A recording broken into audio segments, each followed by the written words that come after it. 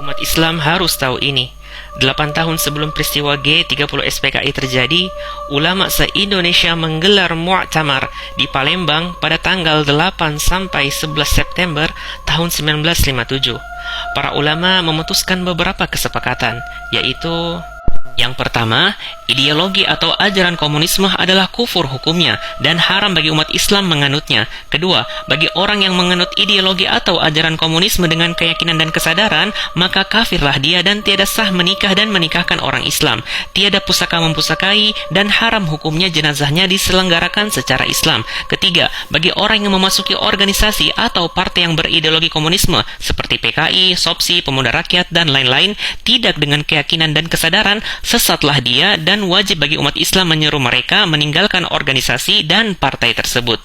Yang keempat, walaupun Republik Indonesia belum menjadi negara Islam, namun haram hukumnya bagi umat Islam mengangkat atau memilih kepala negara yang berideologi komunisme. Kelima, memperingatkan kepada pemerintah RI agar bersikap waspada terhadap gerakan aksi subversif asing yang membantu perjuangan kaum komunis atau ateis Indonesia. Keenam, mendesak kepada Presiden RI untuk mengeluarkan dekret menyatakan PKI dan mantel organisasinya sebagai partai terlarang di Indonesia. Dan referensi Mu'tamar tersebut ada pada buku ini. Setahun kemudian, pada tanggal 17 Agustus tahun 1958, dengan suara yang gegap gempita, Presiden Soekarno mengkritik dengan sangat keras Mu'tamar Alim Ulama Indonesia yang berlangsung di Palembang tahun 1957. Beliau mengatakan bahwa konferensi tersebut adalah komunisfobia dan suatu perbuatan yang amoral. Kemudian, ketika peristiwa G30 SPKI terjadi, Buya Hamka mengatakan, rupanya Allah hendak memberi dulu cobaan bagi rakyat Indonesia.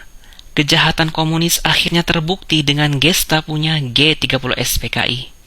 Allah mencoba dulu rakyat Indonesia sebelum dia membuktikan kebenaran apa yang dikatakan oleh alim ulama itu hampir 10 tahun lalu. Buya Hamka.